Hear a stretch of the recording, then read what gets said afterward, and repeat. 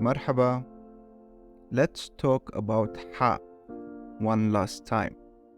Imagine it's a really hot day and you're thirsty. You have a sip of cold water and immediately say,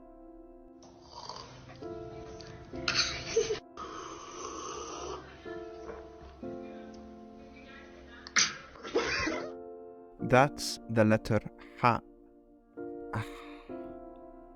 Before I mention some examples, ح looks like the number 7, right?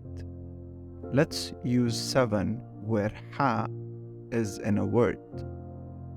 Habibi or Habibti for a girl.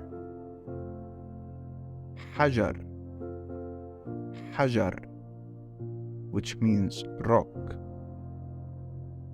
Hoot, Hoot, meaning whale.